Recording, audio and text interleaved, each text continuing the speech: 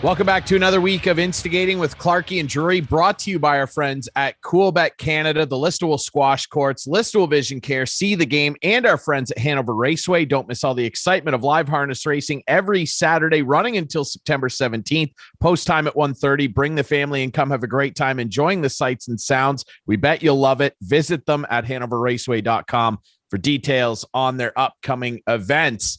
Very pleased to be joined by a good friend of mine, one of the best guys in the hockey world that I know, and an inspirational dude as well, Mr. Garrett McFadden. Garrett, how are you, my friend? I'm doing well. Yeah, thanks to be on. I know we were just talking that it's been a while, so it's always nice to chit chat with you. And yeah, thanks again for having me on. We appreciate you coming on off the heels of recently announced news, of course, that you have re-signed with the AHL's Lehigh Valley Phantoms. Just tell us a little bit about the deal coming together and your experience so far playing professional hockey with Lehigh Valley. Yeah, it was really good. Obviously, last year started things off out east at Acadia, and then kind of ran into some trouble with Omicron and had to make a decision around Christmas time to go pro. And, Lehigh was sort of the first team to offer up something that I think for me was worth leaving Acadia. Obviously it was a really hard decision, but I got to, essentially play 2/3 of a season of pro hockey at the end of last year. And, mostly in the ECHL with Reading, but obviously got a chance to get up and experience things in Lehigh Valley, and thought I did really well. And obviously it's anytime that, a team reoffers you and wants to re-sign you, then it means, they kind of like what you see. And I think the comfortability there is something, that I'm looking forward to. And I think as a hockey player, you're trying to always find and always limit, the new stuff and the things you can't really prepare for. So super excited to go back, and obviously it was a pretty exciting day when the offer came in, and then I waited a little bit for it to get announced, which is fine, but was nice to kind of have that in my back pocket all summer and know kind of what I was working towards. Garrett, you played bits and pieces of essentially 3 different seasons. Of course, COVID erasing one of the years of your U Sports career at Acadia, where you put up incredibly good numbers. And then you mentioned spending a lot of the season last year with the Reading Royals, where you put up great numbers as well and played really well, earning yourself another pro deal heading into this season. Tell us a little bit about your experience at Acadia and playing U Sports, where a lot of former OHL and CHL guys go to play. It's an extremely high level of hockey that I still think is maybe for some hockey fans like a bit of a hidden gem. I don't know that a large majority of fans are giving maybe due credit or due attention to that league. What was your experience like playing in U Sport? Yeah, absolutely. I mean, from the moment my OHL career ended and you kind of start going on recruit trips and looking into options, sort of besides pro and weighing things. I went out to Wolfville on a recruit trip at the start of August, and loved the town, loved the university. The rink was unbelievable and just like an easy sell for me. And, I think my 3.5 years there were obviously a lot of up and downs. My first year we weren't great, but I got a chance to go to Russia at the end of the season with the Canadian U Sports team, which was really cool. And my second year not really getting to play in nationals when we're there at the tournament because of the start of COVID was definitely tough. And the third year not playing, and then my fourth year, I guess they're kind of getting cut short a bit. But like you said, I fully agree. It's definitely a hidden gem. And I think there's tons of talent, that goes across the country into youth sports. And, obviously it's pretty tough to, turn down your schooling and you want to prepare yourself for the rest of life because you can't play hockey for forever. But, there's definitely tons of talent and lots of players. And I think even more so now that,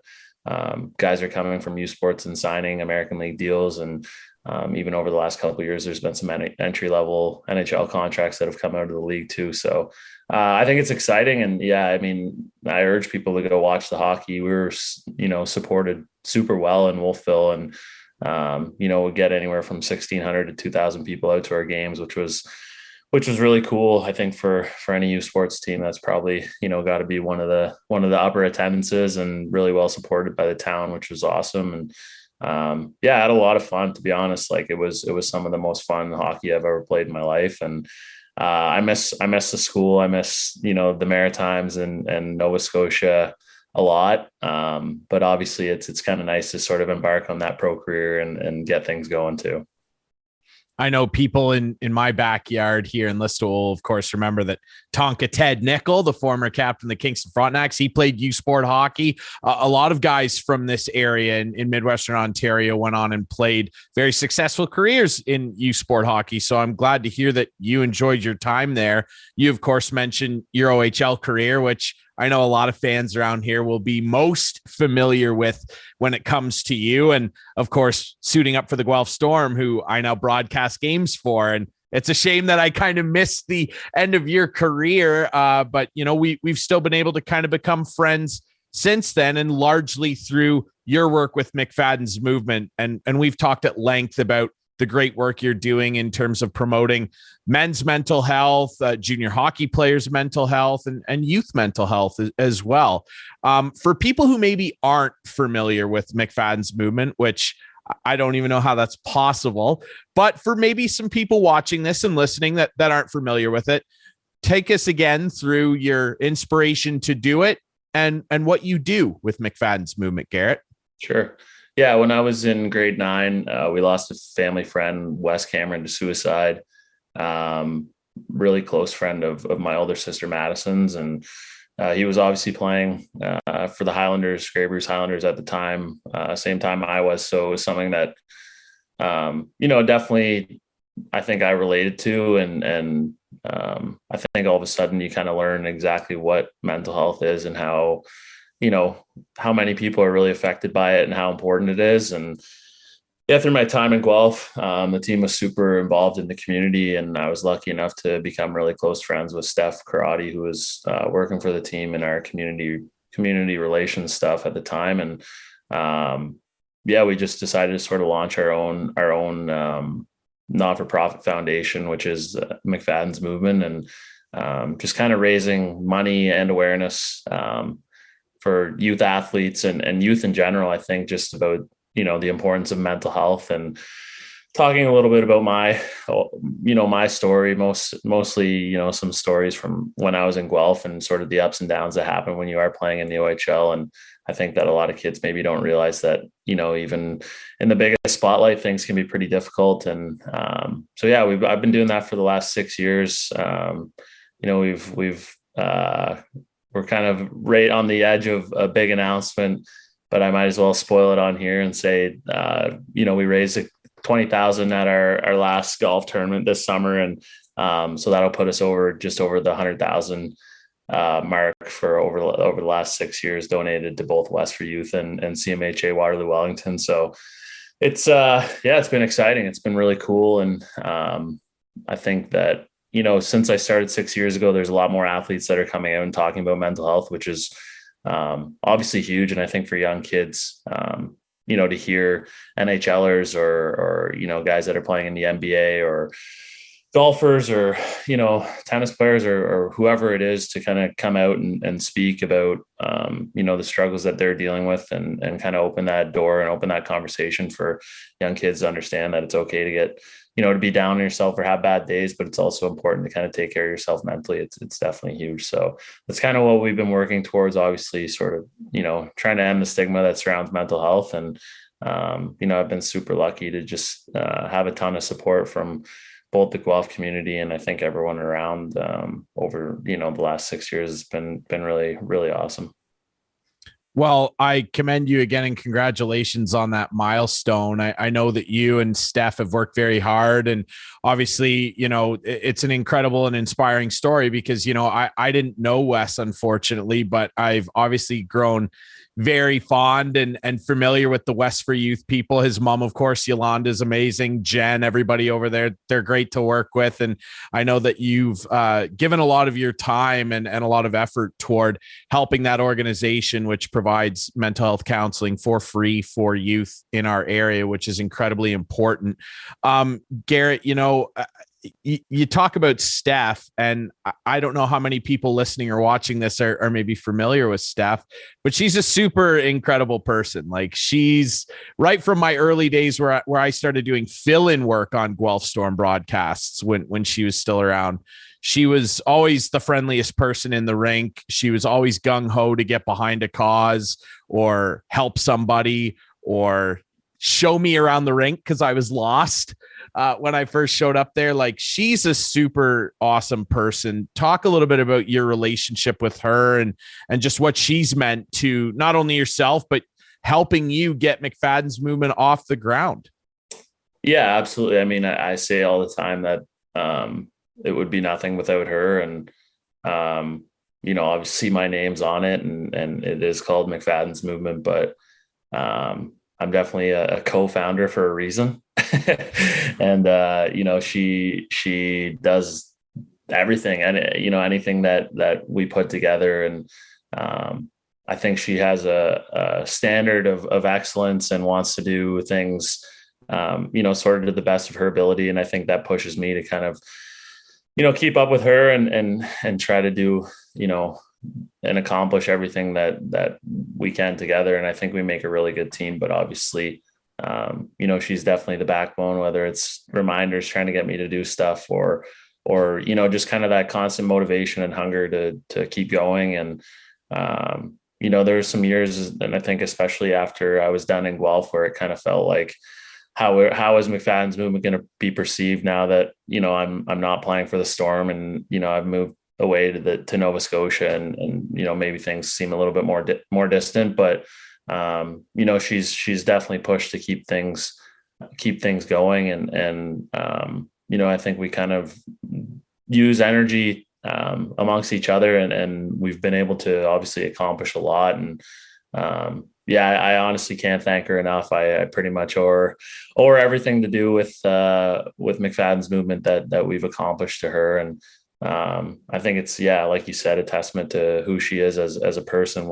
She'll go to the ends of the earth to help anyone. And, luckily enough, we've created a great friendship, and she's definitely one of my best friends in the world. And, super lucky to have, one, been in the Storm during her time there and got to know her really well. And two, get to, talk with her pretty much every day and form a not-for-profit charity that is as successful as it is. And she's definitely got a huge fingerprint on that. She's quite a fighter. She'll go to the wall for people, and that's really special. And it's great to have people like that in your corner. We're gonna have to bug Steph and get her on this show because she is still involved in hockey. She's a big hockey fan, and I know she just got back from Italy too, so we can bug her a little bit about that. Reflecting back on your time with Guelph, obviously we know junior hockey, it's very cyclical. Franchises go up and down. I do wonder, Garrett, how connected are you still to people within the organization and the team as they move forward into coming up what should be a very exciting season for the Storm? Like, are you in contact with any of those guys? Does anybody ever reach out to you for advice, that sort of thing? Like, how involved are you still, if at all, with the Storm and the organization?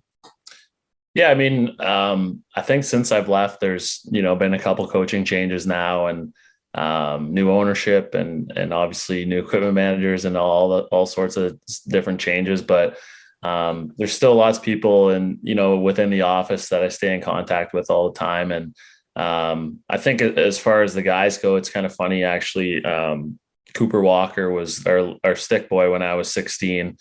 And now he's an overager. So he was at the golf tournament back in July, and we were just chatting. I was like, it's pretty hard to believe, it's been, for me, almost 5 years since I played for the Storm, and to think back to when I was 16, that's, long time ago now. And, to see him as an overager and, I've gotten close with a couple of the guys. Ben McFarland too has been out to the tournament a few times, and yeah, we try and stay involved. And I think McFadden's movement has sort of been a gateway for us to get to know some of the young kids that are coming in. And obviously I keep pretty close tabs on the team because I like to see, the success of the organization. And it looked like a pretty great year for them last year, and they were a really young team. So yeah, I'm definitely excited to see what they got. And obviously they got the young stud blue liner and Cam Allen back there, who, I think is going to be a really great player, and definitely excited for that. So as alumni, I think you just try to stay involved however you can. And maybe those guys aren't really asking me for advice because they have, lots of people in their corner who could give them maybe, just as good of advice as I could. But you try to stay involved, like I said, as much as you can. And I definitely follow along. It's funny, and I'm hoping maybe there's an opportunity where you can be in Guelph for a home game this year or something. And if you are, we'd love to drag you into the booth. Steve Fitzsimmons and I, we always love seeing former Storm, particularly you, in the building. It's funny, in my first year last year as a full-time broadcaster with the team, there's a guy on the blue line who is undrafted in the NHL and I think can play pro hockey that reminds me a lot of the way you played. And that's Luca Profaca. And I don't know how familiar you are with his style of play or his tenure so far in Guelph, but I think that, he earned an invite to an NHL camp in the off season. The Storm had a great draft day. I mean, 4 guys were drafted this year, and that's part of the excitement in Guelph. Take me back to your time in Guelph where, you're approaching the end of your OHL career. You've not been drafted by an NHL team. You're still wanting to play and you're still passionate about being a hockey player. What was it like for you as you entered U Sport and kind of navigating how you were going to make that happen? Because I think Luca is kind of going through a similar thing right now. Yeah. I mean, for me, it was sort of weighing the OHL scholarship option. And I think as a kid, school was something that my parents made, sort of a priority, obviously, to do well in school. And, when I was playing in Guelph, I was still taking courses at the University of Guelph, once I graduated high school. So my last 3 years as junior, I ended up finishing a full year of university courses. So I think for me, like, having that in my back pocket, knowing that I only really had to go to school for 3 years. And if I really wanted to, could kind of fast track and do summer school. And, originally had a plan to kind of be done in 2 years and then be able to leave school with a degree, and still be young enough to, really have an early, I guess, pro career. But yeah, it was definitely a tough decision because, obviously I believed in myself and was hoping that I would get a good enough contract offer that would kind of persuade me to, forego my OHL scholarship, and not have to go to school. And I don't think that guys go to play in the OHL and dream of going to play U Sports hockey. It's really not, as glamorous as obviously getting a pro deal or whatnot. But for me, it just kind of came down to, it was a great option. And I really liked where I was at. And I went to a camp and out in Vancouver, and just the offer wasn't there for me. So it just turned into, committing to a school and going to play and see how I would do out there. And obviously I think both sides of it, are a really cool experience. I think being able to play pro as a young player is obviously really good for your development and it's going to help you along the way. And, but at the same time, like we talked about, I think that U Sports hockey is still really quality hockey, and you can still develop your game and, still play in different areas of the country where maybe you get different exposure and some scouts like what you're doing and you can kind of, impress different teams. So I think for me, it came down to, I was nervous to give up my school package because I just wanted to have my degree and then not have to worry about it. And now I think that I have it and I'm playing pro hockey. It's kind of like I'm playing with house money, and I can just go out there and not really worry about what I'm going to do next, because, if hockey was to end one day, then I can go out into the real world and still have a little something on my resume where I can get a decent job. So it's super tough decision. I mean, it was really hard. It's definitely taxing on your mind. And I think even through that overage year, as time is winding down, you're kind of like, what's going to happen? But I don't know. That's kind of the life in pro hockey. There's not many guys out there that have 4, 5, 6 year deals and kind of know where they're going to be for the next half of a 10 years or whatever. So you're kind of going contract to contract, and it's difficult in any year. So no matter what the situation, I think it's just kind of weighing your pros and cons and sort of following your heart and your stomach. And I did that and went out to Acadia, and now I'm obviously pretty happy that I did that. And now I get to play pro, and it's been a lot of fun.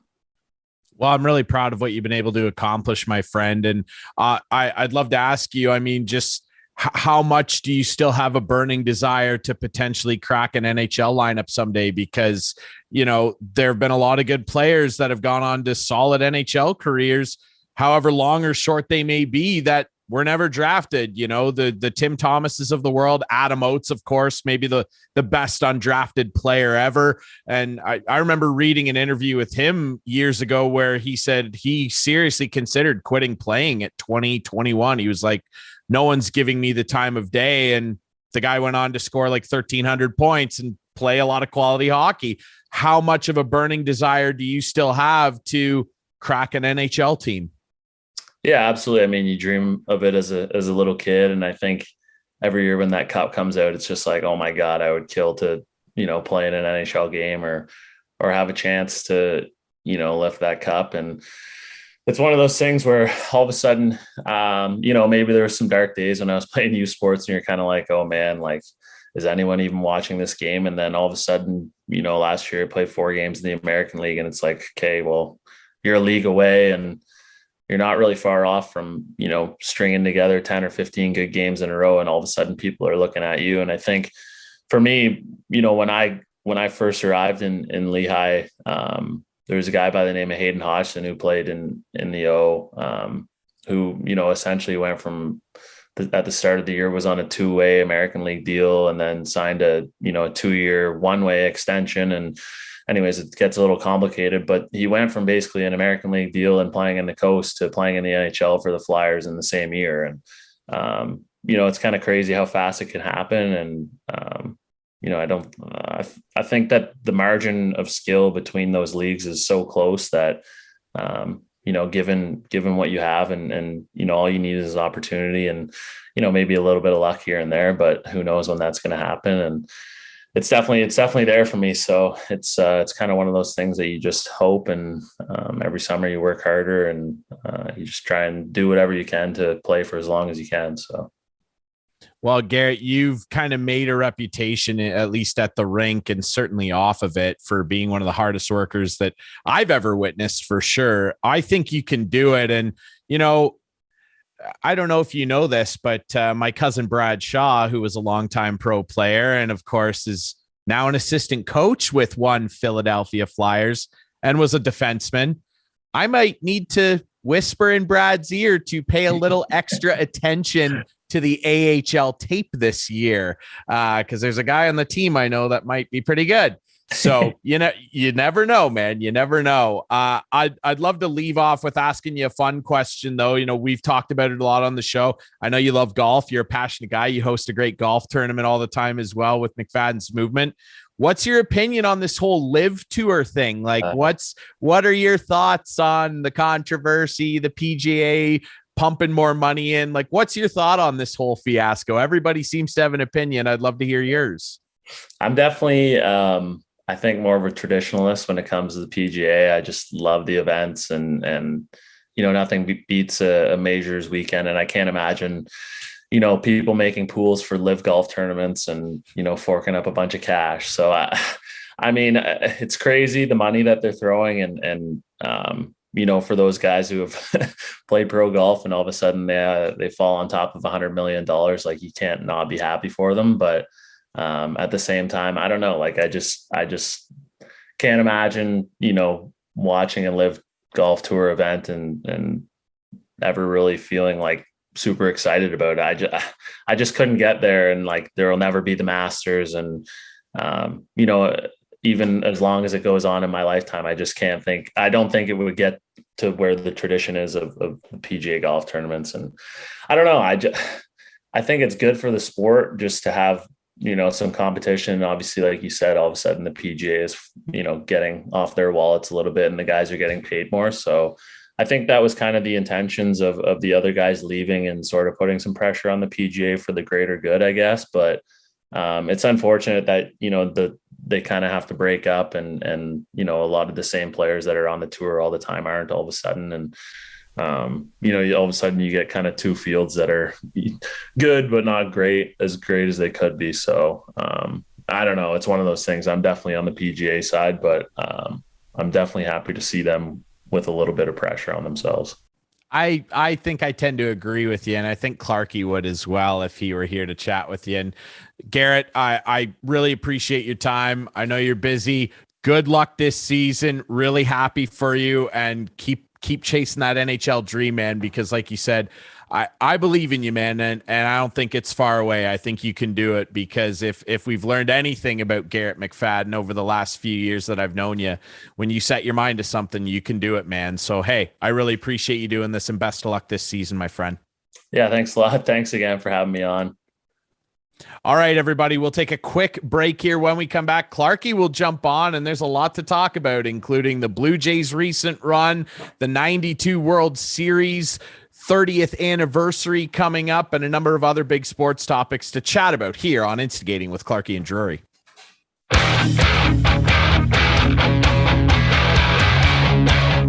Welcome back to Instigating with Clarky and Drury, brought to you by our friends at CoolBet. Thanks again to our friend Garrett McFadden of McFadden's Movement, and of course the Lehigh Valley Phantoms for jumping on the show. Pleased to be joined by my regular co-host, Mr. Clark. Our first show together in like 2 weeks. Where have you been, buddy? Doing? Where have you been?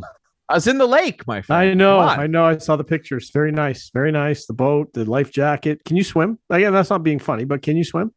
Yeah. Oh, yeah. Okay. Because you were on the dock and you had the life jacket on, and I just wondered, like, it's fine. I don't like it's. I would too. If I jumped in the lake, I'd have a life jacket on. I can swim. I can swim, but I just don't trust myself at my advanced. Well, there's like a shelf of rock that's shallow there, right off the dock where we are. So like you can swim out there like comfortably for a good 30 feet. Nice. Can you share where you were? What part of the world? I was at Windy Lake, across from Windy Lake Provincial Park. It's a tiny little lake up just north of Sudbury. Oh, you were way up there. How were the bugs? They were fine. Like there were a couple of nights. Yeah, the bugs up there are super bad in like May, early June. Yeah. They really thin out by the time we went up. And they were fine. It was great. It's my favorite place to go in the world. It's nice. Awesome to spend time up there with the girlfriend and her family. A bunch of her extended family live up there, so we saw a lot of people we haven't seen in a long time. Does Kate like being referred to as the girlfriend? I don't know that she cares. Kate, do you like being referred to as the girlfriend off camera? Yeah, she doesn't care. She just doesn't care. Okay. Kate's pretty chill, and yeah, she's the photo taker, which is good because I don't document anything. Oh, that's good. I've been taking a lot of photos too. I don't know if you've seen. I'm paying attention to what you're up to on Facebook. You're a new camera. You're Mr. Should we call you National Geographic from now on? Yeah, maybe. I love doing it. I got a new camera, a new lens, and I'm getting right into it and spending way too much money on those two things. But hey, I enjoy it. So what the heck, right? It's a beautiful hobby, man. Why not? You would have been jealous of us. We saw a couple beautiful bald eagles that were hanging around our camp. So Beauty. It was something. And of course, there's bears up there. So that's always fun. Did you see any bears? We didn't see any bears this year. We saw last year. We saw some, but unfortunately, they're always at the dump. They're at the dump up there. Of course they are digging stuff out, man. Yeah, of course. That's their where they favorite live. Place. It's sad, but that's where they live. It's easy food for them, right? So they love it. Yeah. Speaking of loving it, the Jays are loving it. What is going on there? Like I had written them off. Like I said, the Yankees are like. The Yankees won't be caught. Now they may still not be caught, but holy God, they came within what, 6? Well, it's down, I think, now to 7 or 7.5 because the Yankees actually handled the Mets. I mean, that's quite easily well, that's easily to come back on that. It's certainly not impossible. They're playing like shit, so we'll see. They're atrocious right now. I mean, since the All-Star break, they have been absolutely abysmal. A record, I believe, under 500. They might have crept back over that 500 mark since the All-Star break with those wins against their cross-city rivals, who are having a good season in their own right.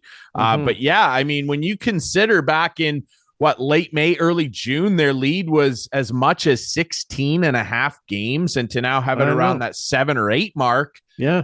That's not impossible. No, not at all. It's not impossible. Hey, you know what? Like it's fun again to watch them. I mean, when you beat the Yankees 2 out of 3 or 3 out of 4, whatever it was, 3 out of 4, 3 out of 4. It's good, and they're right back in it. We're recording this show on my daughter's birthday. Happy birthday to Jenna. I'm going over there soon. And what I've given her for her birthday, because we're recording now, so she's not going to know before I get there, is tickets to a Blue Jay home game in the playoffs. So they got to win and they got to make it. If they don't, then she's out of luck. No, I'll find something else, but that's what I'm going to get her. So I hope the tickets be clutching like $1,000. Yeah. Hopefully the tickets are $500, but we'll figure it out. But yeah, that's amazing. I want to get to it. I want to get to a game. We went to a game against Texas back in, what was it, 16? So right. Yeah. Well, that would have been, but they got one to go creamed. to. They got creamed. No, I wasn't at the game. They got creamed in the game I went to. Like they lost like 13-3 or something. But I love the atmosphere. Like that's the only game I want to go see. Like I was thinking, well, maybe we go see a Boston game near the end of the year because they play Boston the last week. So it could be clinching time. But we'll go to a playoff game. They'll make the playoffs, right? They got to host them because all the games are at the team. The first 2 basic wildcard teams host all 3 games. Yes. So they got to finish either. Well, they're not. Well, if they catch the Yankees, that's a done deal. Or they got to finish first in the wildcard race. So we'll see. Yeah, Tampa currently, I believe, as we record this, a half game, maybe a full game ahead in first place now in the wild card as the Rays are doing what they do and waking up down the stretch. They're a very solid ball team, remember, without Wander Franco, who is due to come back maybe early September. But the Jays, I mean, Yusei Kikuchi is now a bullpen arm, and maybe he won't telling you they can't send this guy down. There's something in his contract. 8 straight balls. He's useless. He really is. Walk 2 batters in Wednesday night's game in Boston with a 9-2 lead, right? Yeah, you can't even bring this guy on with a 7+ run lead. I mean, it's just absolutely incredible. Pull him. But on the other side of the spectrum, on the positive side, George Springer, since coming back from his latest injury stint, is hitting 600. And has a crazy on-base percentage and is driving in key clutch game-winning runs. The back end of the bullpen is actually looking quite solid. Yusei Kikuchi and maybe Adam Simber of late aside. Jimmy Garcia providing very quality outs. Anthony Bass providing extremely quality outs, and this is all kind of culminating soon to the 30th anniversary celebrations coming up, where a lot of Jays that were on that first ever World Series winning team are going to be in attendance, and that's pretty special. And Clarky, I mean, you have very vivid memories of that time. Yeah, I sure do. I wasn't at the playoff games, but I was certainly there a lot during the regular season, and I enjoyed the playoffs from home. But yeah, there was nothing like Mike Timlin taking that Otis Nixon bunt and flipping it over to first base in Atlanta to win their first World Series. And of course, Joe Carter the next year. But yeah, we're celebrating the 92 team on Saturday. There's a couple guys not going to be there. Unfortunately, Twitter's gone a little nuts on Robbie Alomar not going to be there, but that's the way it goes when you Robbie probably shouldn't be there. Yeah. And I heard Kelly Gruber's not going to be there either. Kelly's had some incidents lately, should we say, in public, and won't be there as well. So, but hey, there's 38 other guys that could come. So we'll see. It should be fun. I'm sure Cito will be there. Hey, I would assume so. I haven't seen anything confirming that he won't. Yeah. But it's sold out. Should he be in the Hall of Fame, Clarky? He won back-to-back World Series. He had a good record. I liked him as a manager. I criticized him a lot, but at the end of the day, winning is everything. And correct me if I'm wrong. The first African American manager to ever win a World Series. I believe he's the only one still. If I'm not mistaken, I could be wrong there, but I mean he was the first guy to do it. Certainly. Sure. I think Dusty did win one. Yeah, I'd have to look that up. Yeah. But Cito certainly the first one. Oh yeah. And doing it in historic fashion. I agree. I think he should be a Hall of Famer. Yeah, and there's some guys on that team who I really got to know very well. Mike Timlin being one of them. I was actually at his wedding in Florida. Like we got to know Mike pretty well. He used to come on my Jays Talk show with Bob McCown after the games. And one day my wife was there, and his girlfriend at the time was there. And next thing I know, after the game, they're saying we're going out for dinner with them, and we went over to his apartment after, and yeah, I had a nice little friendship with Mike, so that was nice. But and then at his wedding in it's a funny story. When I went to his wedding, and it was in Florida, and we went down to Florida for the wedding, and Tom Cheek was there, and I know obviously worked with Tom very closely, and Tom gave me those double takes, because he didn't know I was going to be there. And he goes, I would have been more surprised to see Santa Claus here. How do you know Mike Timlin? In Tom's great ways. But yeah, so I told him, I got to know him pretty well. So it'll be good. And it's the pitching matchup is unbelievable for Saturday, and it's Bomber Jacket giveaway day. It's sold out. Ryan Drury thought the whole season was going to be sold out. It's a sad bet that he lost there. And Adam and our producer Adam will fill us in on what you owe me at the end of the season. It's already done. You're not going to break any records. So I believe it was a 12-pack of the winner's choice of beer. Okay, there you go. So anyway, it should be an exciting game on Saturday.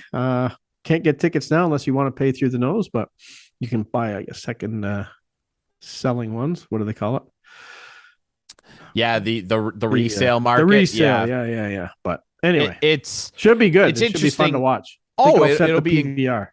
It'll be incredible to see. I can't wait to watch that game. And I mean, geez, you bring up the pitching matchup, and, talking about the Jays, brought up Kikuchi. Obviously, everybody's, fed up and familiar with what he's all about. Yeah.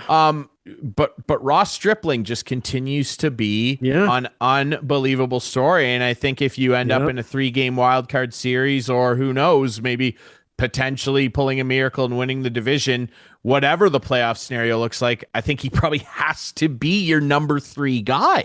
Oh, I think so. Yeah, I think so for sure. He's been surprising.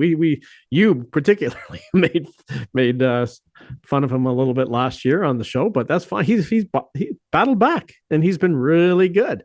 And like, as you said, Jimmy Garcia, there's another one that I told you when the Jays got him, you said Yimmy, and I said, he wants to be named Jimmy, and you said, I'm not calling him Jimmy. I remember these little things, but yeah, he's Jimmy Garcia, and he is throwing 97 miles an hour. And like, his strikeout ratio on that fastball is unbelievable. Like, he is unhittable when he's throwing that fastball at 97, and he's got a great curveball to go along with it. He can drop one in at 86, 85, and then throw 197 by. He's the setup guy. He's the Mike Timlin. Like, he's the Dwayne Ward. He's the guy who came in before Tom Henke did back in the day, right? So he's doing a good job, and you need that 8th inning setup guy, and he's doing a great job. He is. I would like to say in my defense that in Miami he was known as Yimmy Garcia. I know he was. I know it's the classic. I just like put like, you could do it all day long. Probably it's the classic Russian name in hockey thing. It's like, it's Kovalchuk, but I saw an interview with him, and he says, I'd like to be named Jimmy. My name is Jimmy, not Yimmy. Anyway, well, so I said that on the show, and you guys go, I'm not calling him Jimmy. Anyway, it's all good. Well, You've come around. He can be called whatever he wants when he's playing like this in Toronto. I'd like to ask you, Clarky, because I know you got to run soon here. You mentioned we're recording this on your daughter's birthday. Happy birthday, Jenna. I would like to ask you though, and I'm asking this not in jest. I'm being serious, because we all know the plight of your Maple Leafs. The Argos have had swells of up and down success throughout the last number of years. The Raptors, of course, 2019 maybe gave people a glimpse into what championships look like. But the Jays, back then, what was it like to have one of the big teams in Toronto be that successful? Like, what was to be around that? Let me set the scene a little bit more for you, because I worked at what was called CJCL Radio back in 1989, and until September of 1992, we're known as CJCL 1430. In September of 1992, just as the Jays were going into the playoffs, they of course changed the station over to the Fan.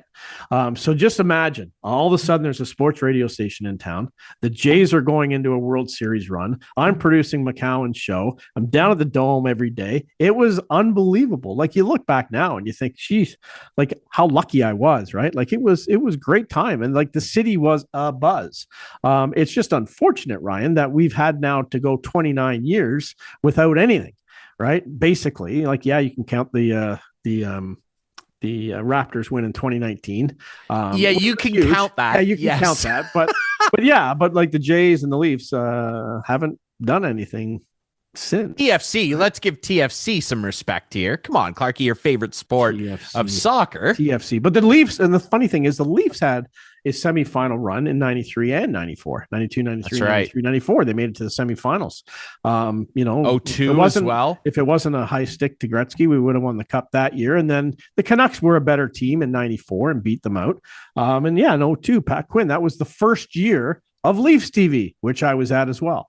So it was kind of ironic. And last week, I don't know if you heard the show, but we reminisced. Yes, I did. With Sean Fitzgerald about Leafs TV coming to an end. And, yeah, that's right. Yeah. I wondered how you felt about that. Yeah, and I watched the show. I'd encourage everybody to watch last week's show. Yeah. Sean Fitzgerald of The Athletic, a dear friend of this show. Yeah, it was an interesting chat, and weird times continue across the media landscape. Clarky, we got to let you go. Okay, yeah, I got to get going. And I will continue. We'll take a quick break here. Wish Jenna happy birthday from the show. Make sure, and producer Adam's on the ball. Dusty did not win a World Series as a manager, did as a player. That's right. That's right. But he has the info on our bet, so he can fill you in. Absolutely. He'll fill me in. We'll take a quick break here on Instigating with Clarky and Dre. Clarky's an expert.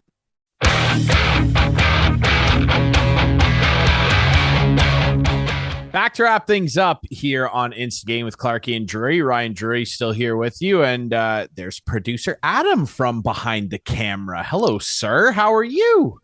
Good. How are you doing, Ryan? First time on the show, so yeah, sure. Why not? They have incredible appearance. Yeah, they used to have producer Tim, right, with Jay and Dan, and now you actually get to see what the producer looks like this time. I'm no like shady figure behind the board. Yes, you're not just an AI. You're a real person. You exist. Yep. Producer Adam's a real guy we've been referring to this entire time on the show. It's good to have you on. Okay, so as Clarky teed up, I mean, before we talk about some cool stuff that we were both up to and are going to be up to in the near future, fill me in on this bet. I've clearly, they're not going to break the attendance record. That's clearly not going to happen at this point. What was the bet? I was pretty bang on, wasn't I? Wasn't it a 12 pack of the winner's choice of beer? Yes, you were right. Yeah. So, and as you guys discussed, your bet was, they were going to sell it every game. And Clarky said they weren't going to break any attendance records. And yeah, it was a 12 pack of the winner's choice of beer, except the side bet on the bottom was that I get a 6-pack regardless from the loser. So you actually need to buy a 16 pack, right? You need to get 12 for Clarky and 6 for me. Well, wouldn't that amount to 18? Or 18, sorry, yes. Yeah. Yes. Hey, if you want to give me 2 of yours, that's fine to drown my sorrows, but I'd rather you just take your 18. Yes, I do remember that addition. And that was the rider, the bottom rider on the bet. Well, all the hard work you do for us on the show, you should get some beer. Why not? Yes, I guess I'm going to have to slide Clarky a 12-pack of probably Stella. Is what I would assume, and why not? You win a bet. You're not going to buy Bud Light. No disrespect to Anheuser-Busch. You're going to get the high end European stuff. As long as he doesn't ask me for like Guinness or something, which I love. I'm not buying that guy Guinness. Come on here. 12 of Guinness is not cheap either. 12. They're not cheap. That's like that'd be like $28, $30. Yeah. No, he can have whatever he wants, and you will have to slide me the details of whatever libation is your preference. All right. Inside baseball, like here's the office I'm sitting in Hanover for Whiteman, and I just want my neighbor right here. I could see it out my window. McLean's Ales, just right there. I would be happy to supply you with a 6-pack of delicious McLean's Ales. Let's do that. You should talk to McLean's Ales. I love beer. Let's get another sponsor involved here, McLean's. Come on. All right, let's talk about some fun stuff. Obviously, on our last episode, we featured a really fun interview that I was able to do before I went up to the lake with Caleb Dahlgren, who many are familiar with from the Humboldt Broncos tragedy, and of course a best-selling author now with his book Crossroads. I previewed his arrival for a speaking engagement here in Listowel, which I attended on Wednesday, August 24th. Took Kate and her parents along with me. They were selling copies of the book. He did a big book signing after. He spoke for almost 2 hours. Wow. It was an incredibly powerful event. He was so open and kind, and just, he bore his soul to everybody in attendance. There are, a few hundred people packing the stands at the Listowel Ag Fairgrounds, and, you could hear a pin drop. Everybody was enraptured with every word that he said, detailing his life story. Of course, if you're not familiar, please read his book. His book's fantastic. Diagnosed as a diabetic, a type 1 diabetic at the age of 4, going through all those trials. He shared with us this in the book as well, just about his dad getting sick, his hockey journey, of course, Humboldt, which is a big part of his life. And most importantly, I think, and you can go back on our YouTube channel and watch it, his journey toward healing, and of course the book and all the great things he's up to now, earning well on his way to earning a degree as a professional chiropractor. Adam, it was an emotionally charged night. It was incredible. Caleb, like he mentioned in our interview and in his book, has a great foundation, a diabetes outreach foundation for kids. It's called Diabetes. And the books that he sold at the event, as well as all the ticket revenue, are all going to a really incredible place in Huntsville called Camp Huronda, which is a special camp for diabetic children. They do really, really incredible stuff. There were a good conglomerate of local kids from Listowel and the surrounding area that are diabetics. Caleb spent a bunch of time with them before the event, had dinner with them. Like, it was really... He's just an incredible kid. And I mean, the interview we were able to feature on this show, one of the highlight interviews I've ever been able to do professionally, already showed that. But I think for the people that were at the event, Adam, it was something to witness in person. And I was lucky enough to spend a bit of time with him after the book signing. I did get my book signed. I should probably have it in my hand, but I don't. He wrote me a very nice message in there, and a really, really special event to attend.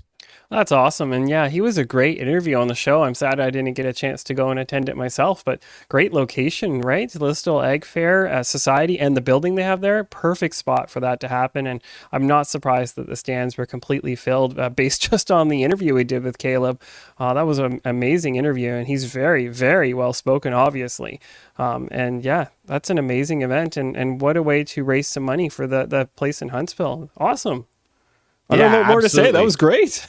It was a spectacular evening for sure. And if you want to learn more about Caleb, his initiative, Diabetes, or even Camp Huronda, visit their respective websites. Camp Huronda has a great site where you can learn more about their efforts. And of course, Caleb's website is just simply calebdahlgren.com, where you can find out what he's up to. And again, I'd encourage anybody who hasn't read Crossroads to pick up a copy. It's an extremely affordable book, and a book you will not regret purchasing. Speaking of purchasing things, Mr. Olivero, you are going to be going to a Blue Jays game and taking the family. Tell us all about this. It's very exciting. Absolutely, very exciting. So it'll be my first Blue Jays game that I'm going to since probably, I'm going to say 2006, 2007. So I haven't seen any of these. No, I haven't seen any of these, the New Look Jays or anything. And, back in 2006, I don't even remember who would have been playing then, but we were way up in the nosebleed 500s. Like Halliday would have been pitching. Probably, but they were peanuts, right? Because we were in the top row at the back. Alex Rios, maybe? Yeah, that sounds was still there. Yeah, maybe. But no, I'm excited, and like geez, the guys are playing amazing right now. Like they just had an amazing, like you guys were mentioning, against the Yankees and the Red Sox. They're doing great against them. So I'm hoping that rolls into them playing the Los Angeles Angels, because that's who they're going to be playing. And I said to my brother, Ryan, I said, listen, we may get to see Shohei Ohtani. And he goes, oh, okay. So you want to get tickets for that game? Absolutely. And then like maybe a week after I bought the tickets, they're like, Mike Trout's off the IL. I'm like, whoa, my gosh, this is going to be quite the game to see these, like that caliber of players on the field playing. And I didn't get 500 seats. I'm in section 130 and about 32 rows up from the Jays dugout. So if anybody's watching this show on Friday night, when you're watching the game on Sunday, see if you see me, some crazy guy from Hanover waving from the back of where Hazel May does the interviews on that wide shot camera after the game. I think we're like the last row on the top there when they do the interviews with the Jays player. So. You're going to have a great time, man. Down the third base line. Yep. You're going to get a good look at, of course, everyone knows my favorite player, Mr. Matt Chapman. Wave to Chappie for me, would you? Maybe write up a sign for me and give him a wave. Hi. He like, absolutely. Chappie, come on the show. There you go. Yeah, he's my guy, and you're going to have a very good look at the magician that is Mr. Matt Chapman. Well, it's going to be awesome for you. I mean, regardless of whether you see him pitch or not, Shohei will absolutely hit baseballs. And there's always the possibility that he launches a 440-foot missile. And Mike Trout is, he's Mike Trout, isn't he? So you are certainly in for a treat, my friend. Barring of, not even to mention what the Jays are up to lately. You're going to see the 600 hitting of late George Springer. And we hope, fingers crossed, we're recording this before the game you're going to. Please don't get hurt again, Springy. We love you. And of course, Vlad, it's not bad watching that guy live either. So have a lot of fun, man. And I'm sure there's quite a... Well, Bichette is... He's getting better. He's had a rough match for sure. He's not as exciting to watch as he should be, but there's always the potential that he'll launch a missile, because while he does swing at everything, when he does connect, they tend to go very far as well. So you never know. He might put one out of the dome. We picked the Sunday game because that's the very last outdoor junior Jays game. So my niece, and my daughter, we'll be there for a long time. Like the game's at 1:37, but Jays have recommended for this last junior Jays that we arrive at 10:45 a.m. because they've got all kinds of outdoor activities, hot dog stands, batting cages for the kids to try, and then beyond all that, when the game is over, they get to run the bases down on field. So it's going to be quite the event. We'll be there pretty much the whole day. So I'm excited. You are going to be locked and loaded in the GTA. It's going to be a fun experience, my friend. Well, it's been another fun show. Oh, sorry. Go ahead. I was just going to throw in a plug. If anybody's listening or watching and they want to grab some Jays gear on their way down, our friends at Lasting Memories Locker Room have all their Jays gear at half price right now. So we were there this afternoon at getting ourselves geared up to go to the game. So visit Scott and the people over there at Lasting Memories if you need something here in Hanover. I love Lasting Memories. It's a great store down there in Hanover. Absolutely. All right. What a great show. We appreciate, again, our good friend Garrett McFadden for more on what he's always up to with his great mental health initiative, McFadden's Movement. They got a website, very easy to find and very easy to donate to West for Youth or a number of other Canadian Mental Health Association charities. There's links there on the site that you can get involved with. We appreciate Garrett joining us on the show. We appreciate, of course, Clarky, Mr. National Geographic, jumping on the show to chat as well. And of course, producer Adam. Well, we appreciate producer Adam every single week, don't we? So for all of us here at Instigating, we appreciate all of our great sponsors and all of you for watching and listening. Remember, Friday nights at 8, Sunday nights at 9, you can watch this show with our friends on Whiteman TV, brought to you by one producer, Adam. And of course, you can find us on social media at Instigating Pod and watch our YouTube channel where the show debuts every Friday night at 9 p.m. That's it from us. We'll be back next week with more Instigating.